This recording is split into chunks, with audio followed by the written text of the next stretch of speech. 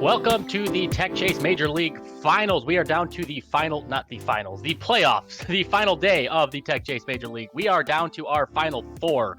We have remaining Michigan State, Oakland University, Central Michigan University, and Davenport University about to hop into a game. Michigan State versus Oakland. Throughout the regular season, Michigan State took down Oakland 2-0. Of course, have yet to lose, so that makes sense. But it was close. I know Tom just mentioned that it came down to counter picks a couple of these times. MSU, I think, only beat them 2-0 in the first meeting, 5-0 in the second meeting. But I guess let me just throw it at you guys. What does Oakland need to do here to pull off their first win and upset Michigan State?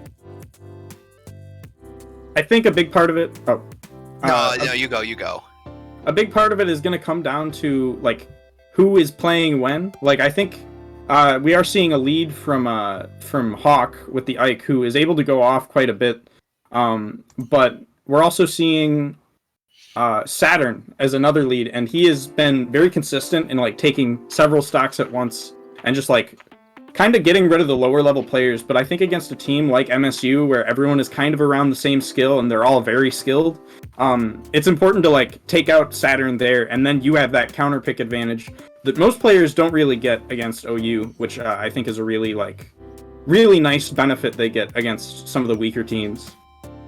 Yeah, I was gonna say, I think it really comes down to who they send in first, and knowing that OU and MSU are sending in Saturn and Hawk respectively as their leads, which all season long have proven to be the absolute strongest leads for the team, both teams really, because both Hawk and Saturn have multiple instances where they 10-0'd a team, where they lost 2 stocks but they took 12. Yep. So the fact that they're both starting off with their strongest assets, and it really, since you have that colliding, it really comes down to counterpicking. Who do you send in at the right time? And when you think about it, the players that are on Michigan State, they have relatively deep pockets when it comes to character picks. Linus has been using Rosalina, has been using Bowser, has a Zero Suit Samus. Tojo can play Palutena, but we could see Tojo go another character like Lucina if needed. And then Okaru has kind of been this mystery player since they were kind of a mid-season sub replacement. And Okaru's got a Joker, it's got a Ryu and a Ken, and I think Okaru's also got some other characters. So MSU has a ton of variance in their counter picks. So that is going to be a huge influence on the match, whether it's a character coming in or a player coming in. So OU is going to have to watch out for that, because they're pretty set in what characters their players on their team play.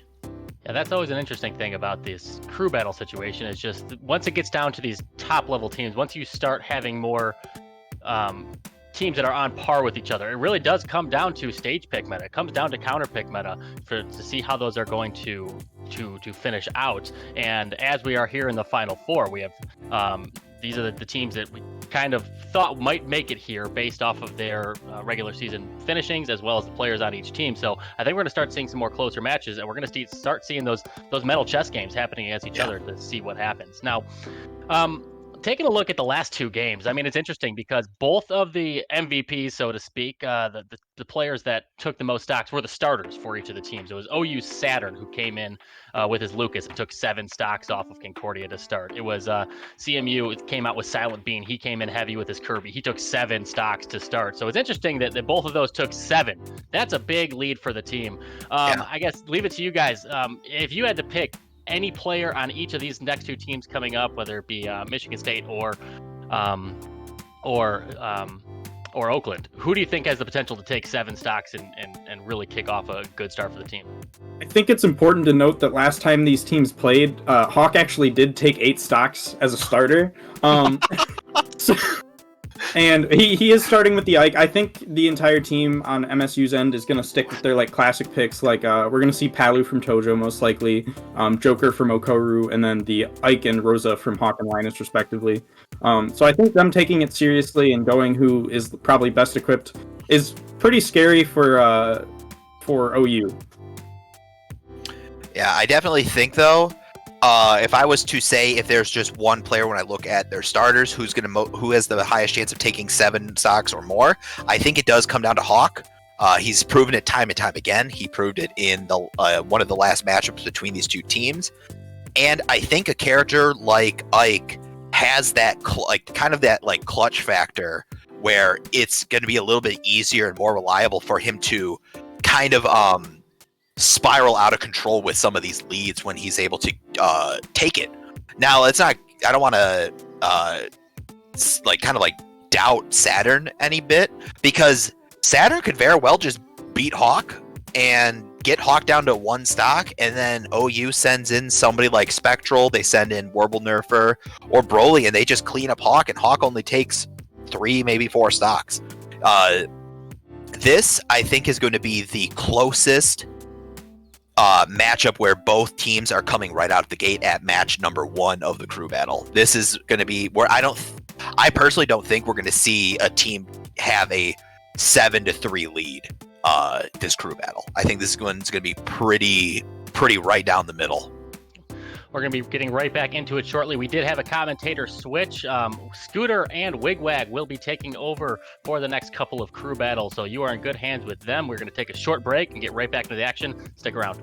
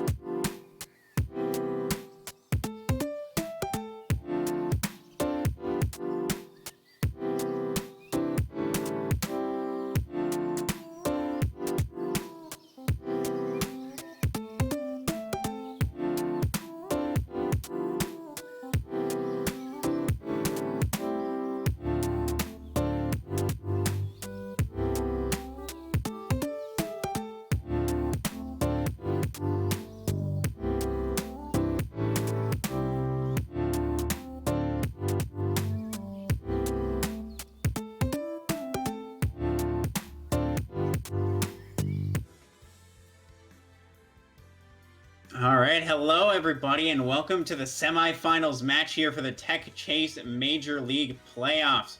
Some really great matches so far. We've had teams playing in the quarterfinals to try and get their way here. We've seen 2 of the teams, Oakland University and Central Michigan, to make it here. We're going to be seeing Oakland going up against Michigan State. I am Wigwag here, joined by Scooter. How are you doing today, man? I'm doing good today, and we definitely have a fun conclusion to the entire season of all these crew battles, because now they're going to be going up against much tougher challenges. Like you said, Oakland University is going to be going up against Michigan State University, and this is definitely going to be a tough battle for Oakland U. Not able to claim one of those coveted 2 top spots in order to have to avoid the first round of the crew battles today, so they've got their work cut out for them against a solid lineup out of the MSU team today. Yeah, they've already had their work cut out for them in their first match, and now they're going up against the best of the best. Michigan State being undefeated for the entire Techchase Major League. We're going to see if they can keep that streak going here against Oakland. But I think the analysts were mentioning it before. Oakland actually seems like they potentially have a pretty strong chance. And especially with the first matchup that we're going to be seeing, Hawk versus Saturn, both known to be very dominant players. If they can get the momentum going, then they could potentially steamroll the entire team. So I think this is going to be a really interesting first match to start out with, because I think either way, if Hawk or Saturn takes it, I think it's really going to set the tone, because it's going to be on the other team to try and shut down whatever momentum that first player is creating. Exactly. That first battle in a crew battle really does help set the tone for your team and takes a lot of pressure off of your teammates for the later battles throughout the crew battle fight, because they have to just maintain pace essentially rather than trying to make up for lost ground. So if Saturn is able to do what he was able to do earlier today, taking those 7 stocks all by himself, that would be a great start for Oakland University. But against a player like Hawk, it's definitely going to be one of those work cut out for you situations. Yeah, I think we've kind of mentioned it before. The analysts have mentioned it, that both of these players have actually swept an entire team by themselves before. So that kind of tells you what we're dealing with between Saturn and Hawk. Both are very strong contenders, and I think that they can just really get the momentum going. And I feel like it's going to come down to the matchup too a lot, because Hawk, the Ike, and then Saturn usually playing Lucas, seen him bust out a Ness every so often, but traditionally Ness and Lucas don't usually do super well against sword characters like Ike. So I think that's really going to put some of the pressure on Saturn to kind of be fighting an uphill battle in that matchup. Yeah, I mean, having to deal with those huge disjoints that Ike has with that lackluster aerial mobility definitely makes it difficult for the PK bros to be able to get in and fight against Ike. But if they are able to get in, you can definitely count on their offstage edge guarding abilities, because it just makes it so much more troublesome for Ike to get back to solid ground. Yeah, with all the projectiles that both of them can toss out, and especially Ike's recovery, it's not terrible, but if you can limit his resources, it becomes very, very linear and very easily able to be edge guarded. So I think that's definitely going to be part of Saturn's game plan going up here against Hawk. I think we're going to be starting off with the match very, very soon. They've been going through their bands, getting everything ready. We are going to be starting on Battlefield for Game 1. Definitely a very strong stage for Ike traditionally. He's able to extend a lot of his aerial juggles using those platforms, but it can also be a strong stage for those PK kids too. Absolutely. I mean, being able to extend a lot of those fair combos off of those platforms definitely helps them out as far as getting Ike off stage, but at the same time, like you said, it's a good stage for Ike. Being able to upbeat and land on those top platforms makes it a little bit safer to use that as a get out of jail card. So Saturn's going to have to be careful with what options Hawk is using to get out of the various situations he tries to put him in. Yeah, if you have those extra places to escape to, it can definitely be very scary. Sounds like we're going to be hopping into it very, very soon. Here we go. Oakland University versus Michigan State. Starting off, Hawk versus Saturn. Let's get into it. And you're actually going to see the Ness coming out from Saturn too, straying away from the Lucas. I suppose probably just feels a bit more comfortable in this matchup. Feels like Ness might be able to do a bit stronger compared to Lucas.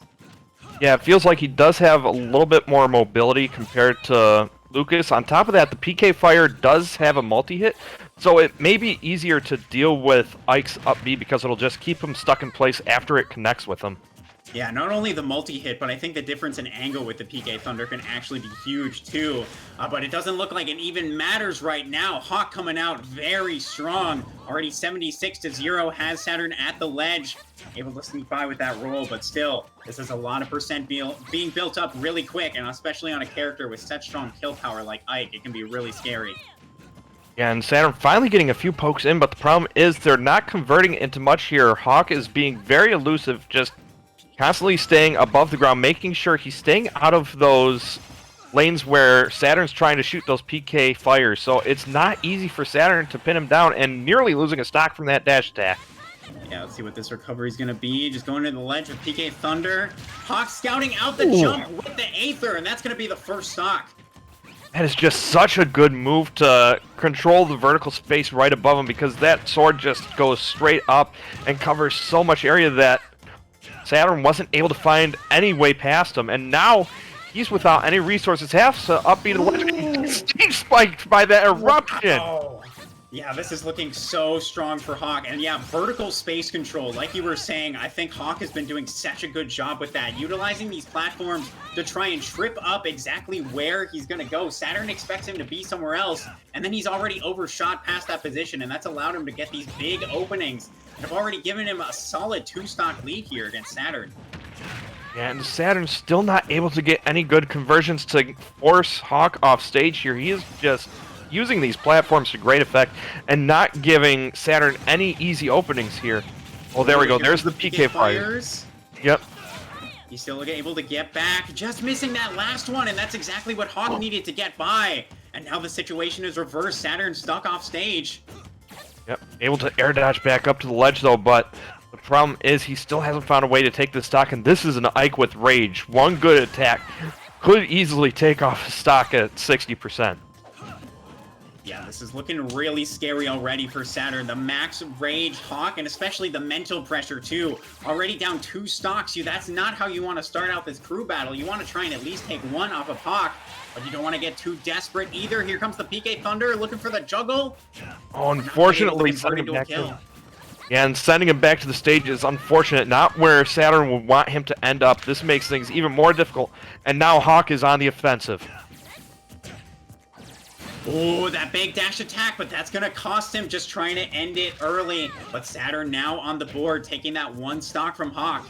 But it might be a little bit too late. Hawk really trying to lay the pressure on, trying to convert to kills wherever he can.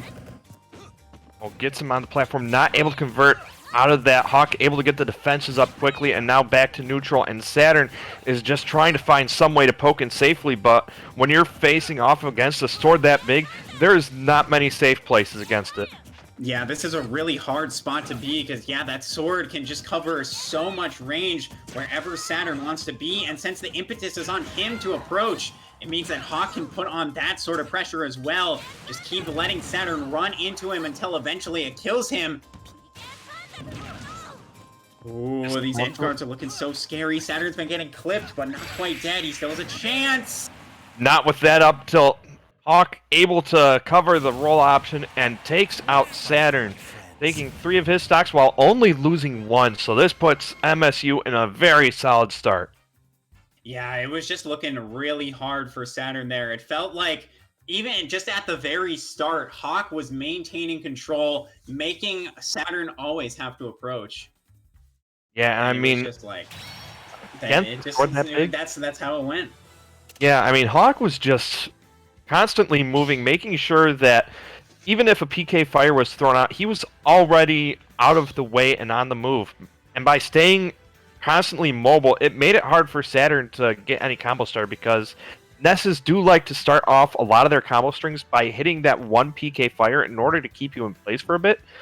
But Hawk was just having none of it. Yeah, I think the platforms on Battlefield definitely played to Hawk's advantage there more than Saturn's. It felt like Hawk's movement around those platforms was just so strong. It was just hard for Saturn to really pin him down at all. Yeah, and it looks like we do have some knowledge about who's coming up next and what stage they're going to. So they are going to Smashville, and they will be sending in Brawley for Oakland University. All right, I think this is definitely a strong play. I think because Broly traditionally a Roy main, have seen a little bit of Steve, but I imagine we'll probably see the Roy coming out. But I think that's a good option against Ike because you have the sword, so you can still contest with the range. But I think Roy too. The really big thing in this matchup is the speed. The fact that Roy can come into Ike's space a lot faster and really lay on a similar amount of damage depending on what sort of combos Broly's able to get off. Absolutely, and on a small stage like Smashville, once you have control at that stage, if you have a fast character, you essentially have free reign over the entire ground. So it's going to be on Broly to be able to utilize that speed as much as he can in order to just keep Hawk from doing what he wants to. Yeah, and on a small stage like this, we're going to Smashville to start this second part of the crew battle off as Broly is coming in. And I think that's definitely going to be a good stage choice for Broly, being able to have less room for Hawk to be able to maneuver, and only that one platform in the middle too. I think if he can cut down Hawk's movement as much as possible, it's really going to play out well for Broly. But we'll see if he's going to be able to do that. We're going to be starting things off right now. Here we go, both of them just trying to vie for that space underneath the platform, the crucial part of the stage, but Broly immediately on the offense, forcing Hawk off as far as he can, but unfortunately going a bit too deep there, ending up losing his first stock. This is not how you want to try and get Hawk off the board. Such a smart idea for Broly too. He wanted to try and convert that early edge guard against Hawk, but actually did the up B a little too low in the wrong way. Wasn't able to grab the ledge. That's actually really a huge play. We'll see if Broly's going to be able to make up for it. Already putting on a lot of damage on Hawk here. Yeah, at the very least, he was able to put on some good percent with that first stock, so it's going to be a matter of if he can close out the second one, because right now, Hawk is looking to make quick work of this second stock that Broly is on, and that is gone for that stock. Yeah, this is exactly what we were talking about with Hawk before. Once he gets that momentum going, it is super, super hard to shut him down. And Broly, too, with that one SD, that's just going to swing the momentum even further into Hawk's favor. This is looking like a really uphill battle for Broly right now. Yep, able to jab him off, but that Aether providing good cover for Hawk on the way back up, and now Hawk is able to get the offense back here, just controlling the center of the stage as best he can. Ooh, getting caught by the Aether, not quite able to convert on that ledge trap because of it. Is able to call out that high side B. He's going to be able to do something here. Gets there we go. Great play from Broly to be able to take that stock. Yeah, if you're not able to space that Aether at the right height or right spacing, you can easily counter it with a lot of the Fire Emblem characters, so you really have to be careful with that spacing. So good on Broly for recognizing that situation. Yeah, he's being a lot more cautious at the ledge, too. I saw before he was trying to go off stage to edgeguard Hawk, but just sort of let the edgeguard end a bit early and convert to ledge trapping instead. He doesn't want to take too many unnecessary risks after that first stock loss. Absolutely, and he's looking to try and take the stock as safely as he can, but the problem is Hawk gets stage control again, but Broly's still trying to fight to finish off Hawk here. Yeah, I feel like that slow and steady style we're seeing coming out from Broly now is actually working out very well for him. Just getting the safe hits, and eventually Roy is strong enough that he can kill with a stray back air. Broly, even though he did have that one SD and lost another quick stock, was able to clean it up against Hawk. And keeping Oakland alive here against Michigan State. I feel like if Hawk was able to take down Broly as well, that would have been a very different story. Absolutely, and keeping that stock is crucial because the nice thing about crew battles is you don't carry over the percent damage you had on that stock. You get a completely fresh one, so being able to survive that is very crucial. On top of that, you get at least one more chance to take off a few more stocks, and now that you got Hawk out of the way, it's definitely going to make things a little bit easier. So we'll see who MSU decides to send in after Hawk's been taken out now. Yeah, I think we have been talking about Hawk as kind of the star player of Michigan State, but none of the other players on Michigan State are slouches either. They are all very strong players in their own right, so I could definitely see any of them coming out to be able to potentially take down Broly here. I'm looking at the roster and the character lineup right now. Looking at the potential character picks, I feel like Tojo might be the good choice. Palutena, potentially a Roy Ditto, but Palutena against Roy I think seems like a fairly good matchup. Yes. I could potentially see Nectar too, but Rob doesn't seem like as strong of a pick compared to the Palutena. Right, unfortunately, your insight seems to be right on point because Tojo is who they're going to be sending in, and they're going to be taking it to PS2 for this run back against Broly here. So we'll see if Tojo's got what it takes to keep all of his stocks while sending Broly to the benches. Yeah, I think that we could definitely see a strong play coming out from Tojo here. Palutena, like I said, can do pretty well against Roy. I think if Tojo is able to get Broly off stage, that can really be where Palutena shines in this matchup. The edge guarding and the ledge trapping, especially on a somewhat linear recovery like Roy's, can be super, super strong. Yeah, I mean, just the amount of space she can cover with the explosive flame just makes it so difficult for a lot of characters with linear recoveries like that to make it back. So we'll see how Broly is able to take care of this. Yeah, but here they go into it. The 30 seconds are up, and Broly is coming off strong, 51%. Oh, and trying for a big spike right there, keeping the pressure very heavy on Tojo to start off. Yeah, this is the kind of energy you want to see when you're on your last stock, just going for everything you can, trying to take off as many stocks as possible with this last one that you have. Yeah, I think especially, too, if Broly is able to take a stock or two off of Tojo, even if he does end up falling here, that's a very good position for Oakland to be against Michigan State, because instead of being a full character down, that means they'll have a higher chance of taking out whoever they are going to send in next. So definitely, Broly wants to try and take at least one stock here against Tojo. Yeah, and he's definitely using that speed that Roy has to his advantage, moving around and finding that back air. Gonna take off one stock from Tojo here. Yeah, really tripping up Tojo with those DI mix-ups on the throws and able to get that back air because of it. And he's just been really smart about his pressure, too. Not going super aggressive, but knowing when to turn up the heat against Tojo. And it's really been working out for him. But there comes Tojo, catching the landing with the back air. And that is going to send Broly out. Yeah, but Broly at least able to take off one more stock before he gets sent off to the benches here. So definitely some good work from him. Able to take out the 2 from Hawk and then now 1 from Tojo. So he at least made an even exchange as far as the stocks, but that still leaves Oakland U behind 2 stocks from where MSU is sitting. Yeah, but being able to take out Hawk like that, and even taking the stock off of Tojo, I think puts Oakland in a lot better position compared to what they potentially could have been. So I think that's I think they're happy to take that. But I'm definitely curious to see who they're going to be sending in next, especially against Palutena. Looking at the roster that they have available, they still have Warble Nerfer with Ken, Spectral with the Lucina, and then their substitute Meta with the Shulk.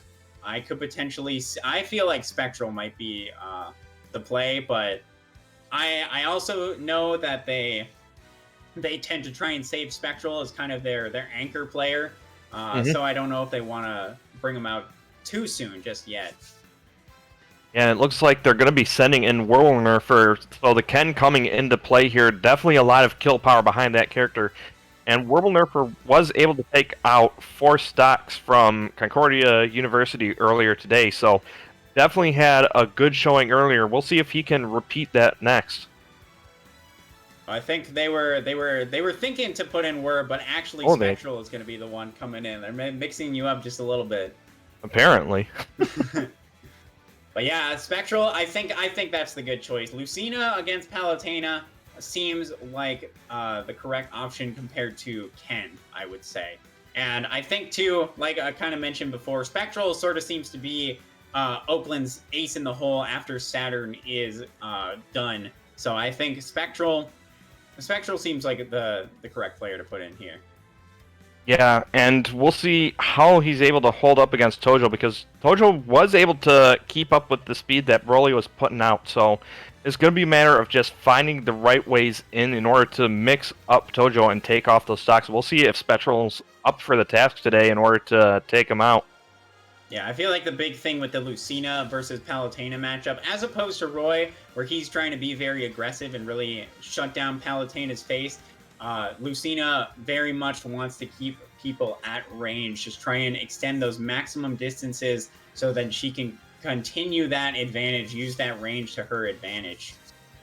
Yeah, I mean, being able to have disjoints against Palutena does make her easier to deal with, so the big challenge is just going to be getting around a lot of the projectiles that Palutena has, because that explosive flame just lingers there for so long. If she's able to do the shortened version of it where it lands closer to her, it's definitely harder for Lucina to get around that because she doesn't have the speed that Roy would have.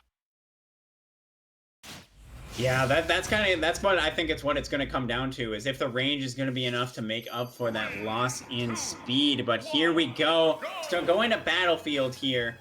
This is Spectral's counter pick, of course. So I think we could potentially see some potentially big juggles. Lucina, not maybe as strong at juggling compared to some of her assorted counterparts, but she's certainly no slouch at it either. If she can properly take away your jump, take away your air dodge, she can keep you juggled for a long, long time. Yeah, I mean, those up airs just do so much work in covering the space above her, and having enough hit stun in order to keep your opponent locked there is definitely hard to get out of those situations.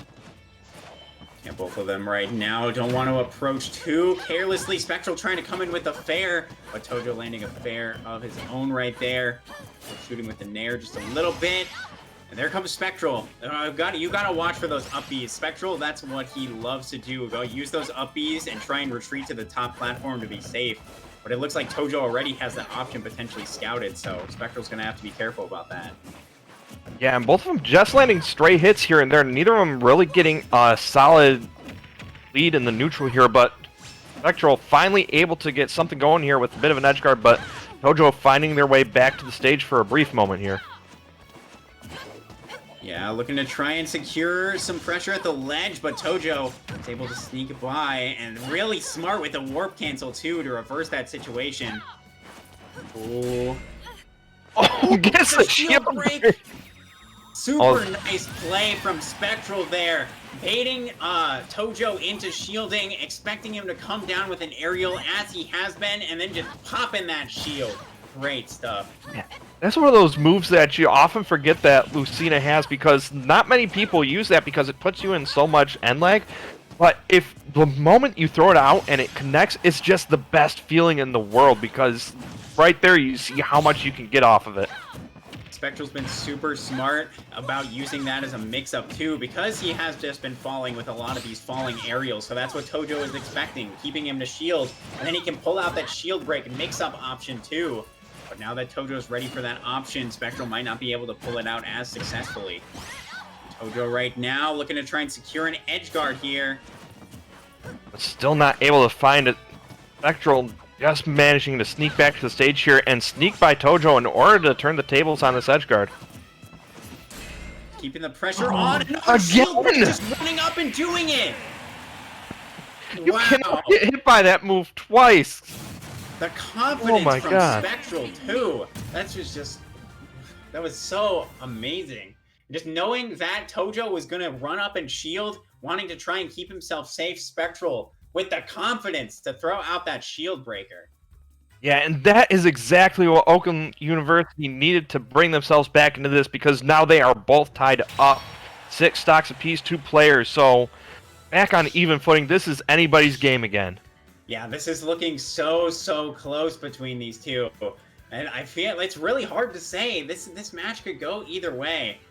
But I think Spectral going to try and hold it down. I'm not sure who they're going to send in next, because now Tojo, I feel like, was sort of the person that they were putting in to deal with their sorties. Now they have Nectar available, and they might throw in Linus, but Rosalina, not sure how I feel about that going up against Lucina. And then potentially, if they want to, they do have Okaru available as their sub with a pretty multifaceted character arsenal. The Joker, the Ryu, the Ken. Yeah, It's hard I mean, to say who they might put in though. like you said, that big challenge for Rosalina would be going up against the swords, because Luma just gets knocked away, so I don't think Linus would be the good call here. So it might be good to go with the backup, I think, because that still gives you an option between your remaining 2 players for your final matchup. But it looks like we are going to be getting Okaru, if the information in the channel is correct, on Smashville. So that looks like who they're going to be going with. Yeah, I'm going to be curious to see who Okaru ends up busting out too. I think this is kind of the interesting thing about that crew battle meta, where you want to try and select a character that's going to be good for the matchup that you're going to be facing right now, this Lucina, but then you also have to be potentially prepared for the other matchups that might be coming your way too, because Oakland still potentially has a Ken available and a Shulk available, so It's going to be interesting to see what Oguru ends up picking to try and be ready for any of those characters. Yeah, and that's always the challenge of a crew battle, just trying to have that foresight of what's coming ahead, because you can get the advantage in this matchup, but the problem is the ones afterward, and looks like Oguru is going to be going with the Joker today. Yeah, I think that's a solid pick. Out of all the characters that I know that he has, I think the Joker probably seems like the best pick to be able to deal with the characters that Oakland has left. Yeah, and right now both of them warming up. Even though they have even stocks, they do still have to wait for that 9:30 mark on the timer. Yeah, we see Oguru's getting that movement ready. We're going to see if that's going to come out in the actual match, but he looks ready to play here against Spectral. If it just this little warm-up is any indication. Yeah, and here we go. The timer has hit 9 minutes 30, so both of them going at it immediately, trying to vie for that center stage control. Yeah, and I think the extra speed from Joker definitely going to come in handy on overwhelming Spectral. Already starting off to a bit of a lead. And just maintaining the control. That's the thing about Joker in this kind of matchup is he can put on the aggression if he wants to, but he can just as easily back up and let Spectral come to him. And now that he has the percent lead, I think that's what he's going to be doing. And those downward shot guns are definitely going to make recovery a little bit more difficult for Lucina, always guaranteeing that you're going to get a little bit of percent on you as you try and come back up to the stage. Yeah, and Oguru just putting on a lot of pressure with this edge guarding and ledge trapping too. It feels like whenever he gets Spectral to that position, it's hard for Spectral to get back. Yeah, I'm right now just constantly using that speed to just stay far outside of Okuru's threat range here. Ooh, Spectral did start a bit of a juggle, but here comes Arsene, and especially at the high percent that Spectral's at right now, this could potentially mean death if Oguru's able to find a solid confirm. Oh, the parry! Ooh. Just converting into the F tilt, but it's still going to convert into an edge guard. Not quite. Yep, there we go. Gets the grab. Good call with the pummels, because after that change to the R for Arsene, it goes away a lot quicker the more damage you're able to do to him. So, able to get rid of Arsene, but still 134%. This is where normal Joker could still get the kill here.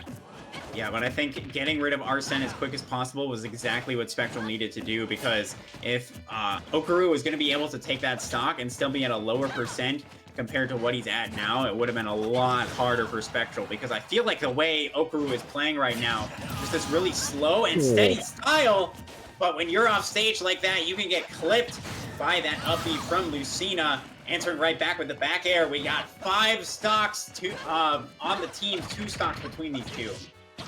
Yeah, and both of them just trading back and forth. There's still not really a clear lead, but Okuru looking to try and create one with that edge guard, but Spectral just fighting right back and closing the gap immediately.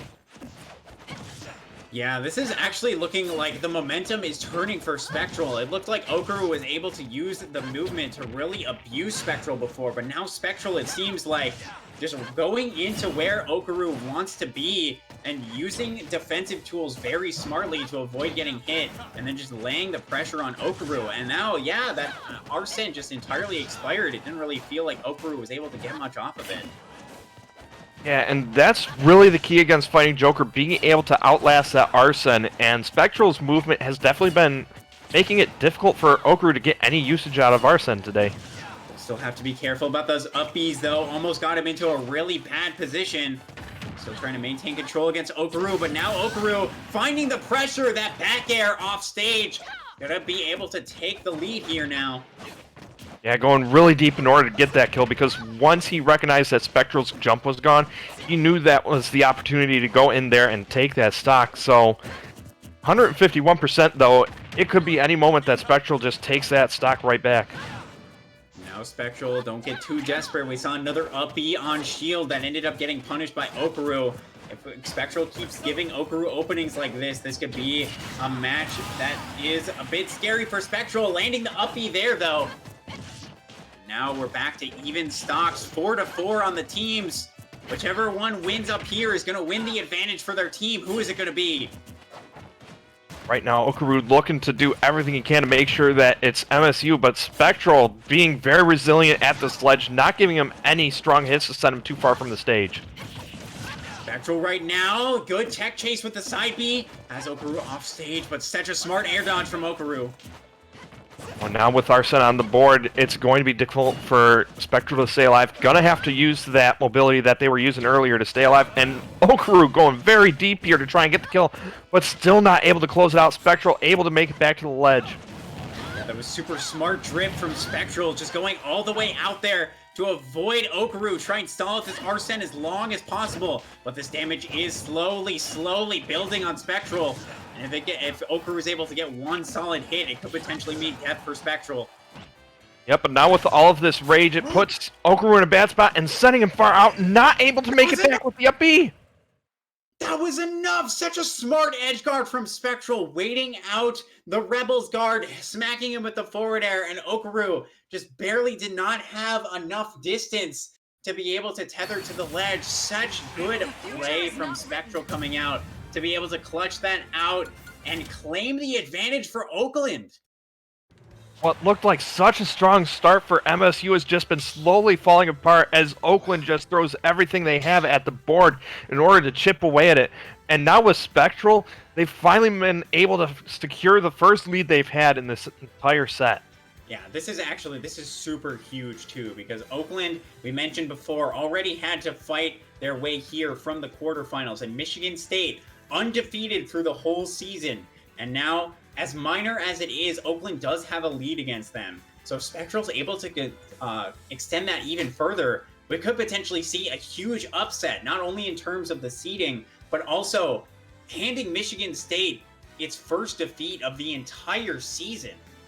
Yeah, and this would be the most critical time to have even a single defeat, because in the season you can get away with having one defeat and still make it to a good seed. But here in the bracket, you lose, you're out. You cannot be losing at this late point in the game. So for Oakland University to be putting a team who has not suffered a single defeat the entire season on their back foot like this at the final hour is definitely an impressive feat. Yeah, this is going to be so huge either way this goes. And now Okaru seemed like he potentially was going to be the answer for this Lucina coming out from Spectral, and he was able to take 2 stocks. We can't count that out from Okaru. Put in a lot of good work, but now it seems like that was sort of what they were banking on, to be able to take out that Lucina. So now it's hard to say who they're going to go with. We kind of mentioned it seemed like Linus maybe wouldn't be the best choice, so Rob and Nectar is probably going to be the decision. At least that's what I would guess. But still, Rob traditionally can struggle against some sword characters. So in terms of the matchup, it's not looking favorable for Michigan State. Yeah, I mean, the big challenge is just going to be making sure that you don't lose any more stocks against Spectral here, because if you can at least take off the 1 stock from Spectral without losing your own, you're back to even footing. So it just puts everything on that final game. But if you lose a single stock here against Spectral, it still keeps things difficult for you, because now you're going into your next matchup with fewer stocks. Yeah, and that's kind of the thing too. That makes me feel like Nectar might be the better choice over Linus, because Rob, even though he is more of a zoner type character, if he wants to, he can really lay on the pressure. So I think if they're trying to take out Spectral's stock as fast as possible and just bring it down to a match of the final players, I feel like Rob might be the good choice here. But we might actually, I'm looking at the discussions, and it seems like Linus might actually be the one coming out over Nectar. Yeah, that could be the case, and they are saying that they are going to PS2, so we'll see what ends up happening on a large stage like that, because there's definitely more room to move about, so it may be easier to deal with some of the spacing against Lucina here. Yeah, I think that big stage for the maneuverability, especially if we're going to be seeing the Rosalina from Linus, he definitely wants that room to work with to be able to put on that pressure from a distance using that Luma. And it looks like in the chat, Spectral is saying that he was wanting to fight against Linus again. So this may be the matchup that Spectral has been looking for and preparing for here. Yeah, that's could potentially be the thing too. Is like when because these teams have played each other before, and obviously since Michigan State was undefeated, The Spectral might have had some time to study to really figure out what exactly Linus wants to do. But actually, we're seeing the Bowser coming out from Linus, not the Rosalina. Which honestly, I think probably is the better character pick overall. I feel like Bowser, even though he can struggle with sortie pressure, if he's able to get in, we know how hard he can hit. Yeah, I mean, a big character like that with heavy hits could easily take off a stock quickly, but the problem is, along with those heavy hits, you have that big body to go with it, so it's a lot easier to get combos on it. So it's going to come down to if Spectral can get the combos or if Linus can find the openings. Yeah, I think the big thing is just making sure Spectral is not letting Linus pressure him. Because as soon as that starts happening, I feel like it's going to start falling apart for Spectral. But if Spectral's able to maintain the control in this match, it could definitely be looking good for him. There comes the first hit, the up B out of shield coming out from Linus, pushing Spectral into the corner. Now just trying to lay the pressure on there. Using the armor of that up tilt, trying to extend something. But both of them just kind of going back and forth with some stray hits. Haven't really been able to get any solid combos just yet. Yeah, I mean, both players showing really solid defense, not giving any easy openings here for the opponent to take advantage of, and the down tilt actually putting Spectral into that off smash. Has to be careful of some of these strong hits that Bowser can throw out. Yeah, this is the hard position to be in too, and you're at high percent against Bowser, because you know your spacing needs to be so precise, because even those stray hits from Bowser are going to be enough to take out that stock of yours. Yeah, I mean, especially those Bowser bombs. Yeah, definitely trying to get it on the platform there. Not quite, but still 135 on Spectral to only 26 on Linus. It's looking really scary. Just barely able to avoid death by landing on that platform, but coming in with a pivot up tilt. Linus looking super in control to be able to even up the stocks and the players in this crew battle. Yeah, and I mean, that's exactly what you want to do if you're on the back foot. Just come in, make a statement, and get rid of that stock of your opponents immediately, because now with them back on even footing, it all comes down to this final matchup between two players. Yeah, now the question is, who exactly is Oakland going to set in? Probably, I would say Werble Nerfer, but they do still have their sub-player meta available depending on which route they want to go, because as we mentioned before, Bowser still is a character that can struggle with range. So if they want to be able to use that to their advantage, they could potentially send in meta. But Werble Nerfer with the Ken there also can put in a lot of damage if he can get close. And we mentioned how able Bowser is able to get comboed very easily. So that is potentially something that they could play to their advantage. Yeah, and on top of that, you do have the focus attack for Ken, so he would be able to armor through a lot of the different attacks that Bowser has, because Bowser doesn't really have too many multi-hits outside of his Flame Breath or his Up B, so it does give Ken a lot of openings to be able to just super armor past a lot of the aerials that Bowser could be throwing at him. Yeah, I can definitely see that. If he can make good use of that focus attack to be able to open up, and yeah, Werble Nerfer is going to be the one coming in.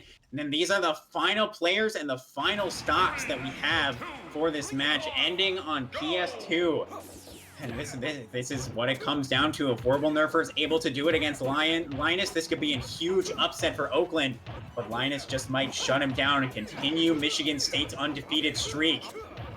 Yeah, I mean, Linus, known essentially as the shadow of Hawk, just both of those players inseparable, unable to be separated from each other from their doubles successes. So, I mean, both of these players definitely able to help each other grow big and grow strong. So, we'll see how that is able to play out against Werble Nerfer here, because Werble Nerfer not going to make it easy for him to approach with all these Hadoukens here. Yeah, just playing it nice and slow. Doesn't want to let Linus get a big opening because he knows how hard Bowser can hit. He has the zoning tool available with the Hadouken. Has no reason to approach overzealously, but we can see what happens if he does, getting the up B out of shield from Linus. Yeah, and there's those combos coming into play. The quick down tilts just racking up the damage into a strong kick in order to knock him away. And the damage just keeps on piling up here on Linus. Yeah, and that's exactly what Nerfer needs. Not a whole lot of damage on himself. Is he able to, because he's just running in and out, playing a very hit and run game here against Linus. And he doesn't, so he's just getting in, getting those big combos, and then getting out immediately. And I think that's exactly how he needs to play against Linus. Perry able to keep Linus safe there from that the Duke or Shoryuken. That would have definitely been a bad thing to get caught by. And Nerfer still keeping up the pressure, but the up B gonna keep Linus out of too much trouble here. Yeah, Linus is still hanging on 164%, but just one good Shoryuken from Nerfer definitely going to be enough to take this stock. But Linus, here's his opportunity, getting a lot of damage coming in with that Flame Breath. And Nerfer not quite able to take the stock just yet.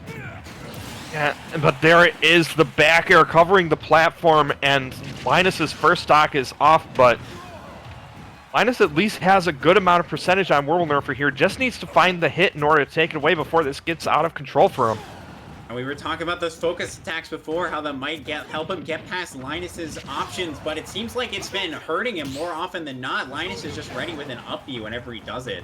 So that's definitely going to be something Nerfer is going to have to be careful about on the approach. But Nerfer trying to extend that pressure as far as he can, but unfortunately getting caught by a side B, and there goes his first stock of 3, so even stocks, but percentage is higher on Linus right now, but for how long, we'll find out. Yeah, he can't be too overzealous, because then if he's getting caught by those flame breaths, there was already like half of the damage difference made up between them. And we see it right now, Nerfer slow and steady, but coming in with an aggressive focus. And another aggressive Shoryuken. Still not going to be quite enough to take out Linus, but getting that more damage on Bowser, always good to do. Yeah, and I mean, Nerfer is really doing a great job of just controlling the pacing of this match, just slowing it down with the Dukins, and then just coming in with a burst of energy in order to try and mix up Linus. It's made it difficult for Linus to feel like he has any momentum in this match. Yeah, but those big side Bs are starting to get some of those momentum back. And Linus not quite able to convert on an edge guard, though. Nerfer does still have the lead. Yep, and tries to get in with the Tatsu, but not able to find an opening. So Linus getting the punish and forcing him off of the stage here. Yeah, this is the thing with Nerfer. He can't approach too overzealously, because then it leads to situations like that. Last stock now for Nerfer. Oakland on his back. Is he going to be able to take out these last 2 stocks from Linus, or is Linus just going to keep him completely shut out? And needs to find some way to take the stock off before the problem gets too big, because this rage on Bowser is a big problem. Not able to make it back. That was such good play from Linus at the end there. Once he had that momentum, just that little bit from that edge guard, he held onto it and never let go. Nerfer trying to avoid him on that recovery. Smart with the drift back, but it just wasn't quite enough to be able to avoid. And that is going to be Michigan State keeping their undefeated streak and going to be moving on in the playoffs. Really great stuff from Oakland, though, putting up such a good fight. That was such a close set. Great plays all around. Yeah, but at the same time, Oakland University was able to point out some weaknesses in the defense of MSU, so even though they're still undefeated, it's definitely looking a little bit shakier for their prospects going into the finals here, so it's still anybody's tournament to take today. Yeah, and we're going to see how exactly it plays out. Now that Michigan State has moved on, they're going to be playing the winner of Davenport and Central Michigan, both with a lot of strong players in their own right, so even though they claimed it over Oakland, they are certainly not out of it yet. You could say the fight is only just beginning for Michigan State. Absolutely. So, good job to Michigan State. Hawk, Tojo, Okaru, and Linus all able to contribute to the win for MSU today. So it was definitely a team effort for MSU. Yeah, team effort all around. Pretty much all the players from each team putting in a lot of work. Just great stuff from both the teams, honestly. Yeah, and it does look like we have one of the players from MSU coming in for an interview. The anchor man himself, Linus, is joining us today. Linus, how are you feeling after that final game? After that game, I'm a little bit shaken up. He got me scared there. That kid got me scared. I'm not gonna lie. Yeah, I it mean, definitely seemed like he was keeping you on the ropes, but it seemed like you were able to maintain your composure towards the end and really just put on the pressure in the appropriate way and not let Wirbelnerfer run away. At the end of that match, what was going through your mind? Well, at the end of the match, I would just focus on trying to survive because after the first stock, he got me and I did like no percent to him. So I was trying to make sure I kept I closed the gap without taking too much percent. So I was trying to play it safe, and he was too because we were both just trying to keep our stocks there. But I was just more focused on trying to get him a disadvantage, I think, because that's where I could put on more pressure. Yeah, that's pretty much what I was trying to do. Just rack up some damage slowly. Well, it seemed like it worked out for you pretty well. So now that you're going to be moving on in these playoff matches, do you have any players that you're particularly worried about? Any players that you're confident against in the potential competition moving forward? Me personally, I'm worried about CMU. I think that the match between them and Davenport could be a real close one. And I know that CMU could give me a run for my money, and on the team pretty much. I find that interesting. Yeah, I mean, Silent Bean definitely did show up earlier today, but at the same time, on Davenport's roster, they do still have Best Nest. So, what are your thoughts about the Davenport team? Aside from Best Nest, who else would you be worried about?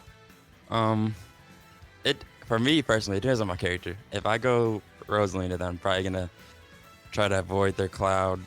But if I go Bowser, I'm trying to avoid their K. Rool. That's just what I think. But I know for my team, I think I'm confident in my team. I know they can do well against anyone on their team.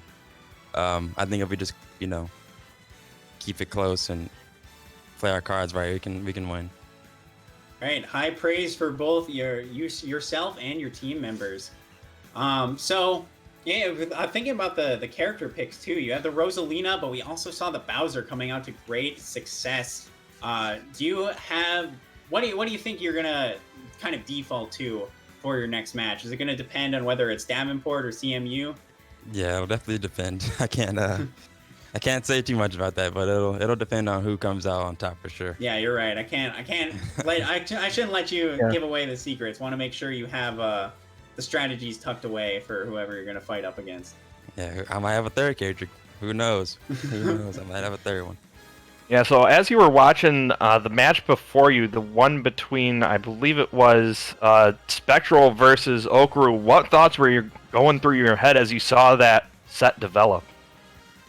I was just trying to watch the play style of Spectral, see what I can counter against in case Oko didn't come out on top. So I was just trying to keep mental notes in my head about how I'm gonna win this without losing a stock, so I can keep my team up ahead. Absolutely, that's exactly what happened. Do you think keeping those mental notes was helpful for going up against Spectral there? I think so. I definitely think so because I played Spectral at the last time I played him was at like a holiday heist, and he kept me on the ropes there. So I know that he can definitely contend. Like he can take stocks from me. So I just wanted to make sure that didn't happen this time. Yeah, well, you certainly kept him down. Great stuff all around. Do you have anything else that you'd like to say about your own play or about your team? I'm gonna say I hope Jojo steps it up next time. Wow! Dang. Harsh words coming out. That's all I'm gonna say. I hope Jojo steps it up. Hey, sometimes you gotta push your teammates to be the best they can. Mm-hmm. Yeah, Definitely. That's true. All right, well, thanks very much for taking this time to talk with us, Linus. Great stuff again, clutching it out for your team for MSU, and best of luck in the rest of these playoffs. Thank you.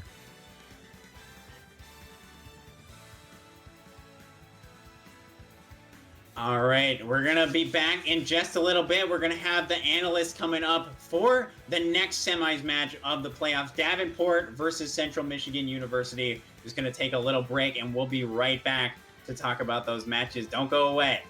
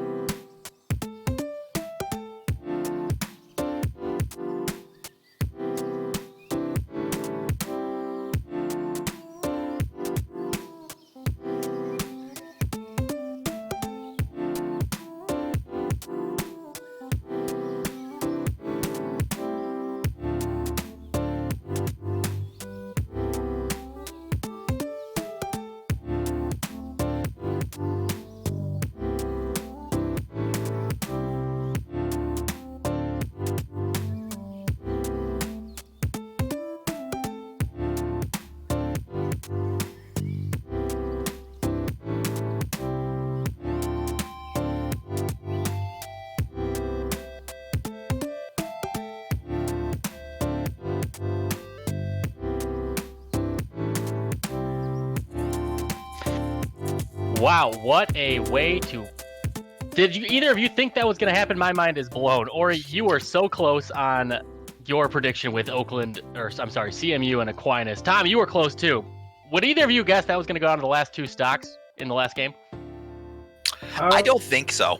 I knew it was like I called it that it was going to be like really down the middle, but my God, that was literally down the middle. I thought there was going to be some type of swing where MSU was probably going to come out a little bit more ahead, but OU, I think, broke everyone's expectations and blew them out of the water.